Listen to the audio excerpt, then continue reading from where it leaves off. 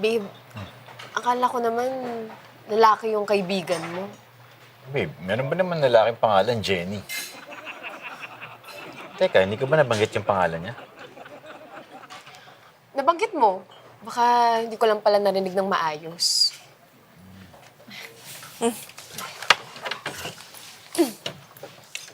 Shelly, curious lang ako Ano bang work mo? Freelance model. Model pala to, no? Ako din gusto ko din maging model. Sa totoo lang Pero ang sabi nila sa akin, masyado daw kasi ako matangkad. Kaya ang hirap humanap ng kapartner, di ba? Kailangan yung magiging partner ko, mas matangkad sa akin.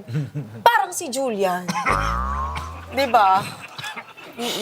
Ay, Julian, kamusta na nga pala si Nanay Pining? Si nanay. Mm-mm. Pumunta na ng New Zealand. Kasama si Liz. Pati si Joey. Pero si Joey bumalik. Kasama ko ngayon sa bahay. Dito siya mag-aaral. Aba, asenso naman pala sa buhay. Hindi naman.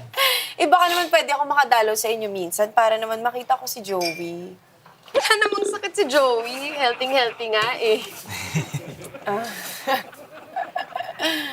Order na tayo, oh. Oo nga, oo. Anong order nyo? Ay, ang masarap talaga dito ay yung beef broccoli. Beef broccoli. Oh, yung beef broccoli. Yun. Paris ang masarap dito, eh. Paris na lang. Excuse me po. Paris na lang. Boss, Boss, good evening po. pahingin ko kaming 3 Pares. Ay, at saka ano nga tong sauce na to? Worcestershire sauce. Sige, oo, yung Worcestershire. Kayo. Ano na lang, meron ka ba diyang toyo tsaka kalamansi? May sili? Sibuyas? Sige po. Sige. Jenny, nakikiramay pala ako sa nangyari sa tatay mo.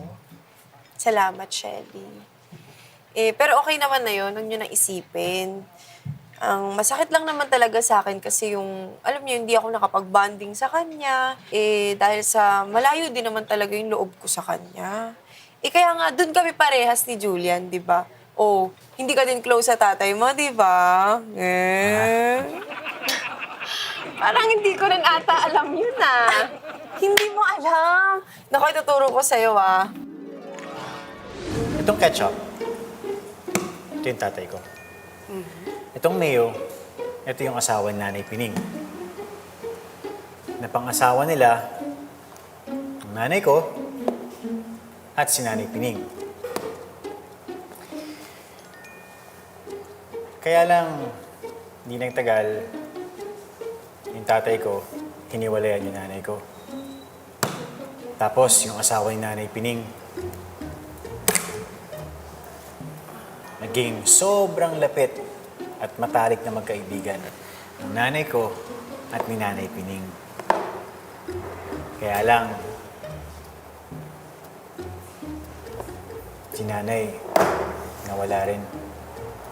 Pero bago nangyari yun, ibinili niya ako kay Nanay Pining. Uy, ang galing Nagets ko talaga yun. Tinuro din yan sa akin ni Julian. Waiter! Kunin mo na yung Paris. Sige na, bilisan mo na. Paulit nga ulit. Paris! Bilisan mo na yung Paris! Diyos ko po!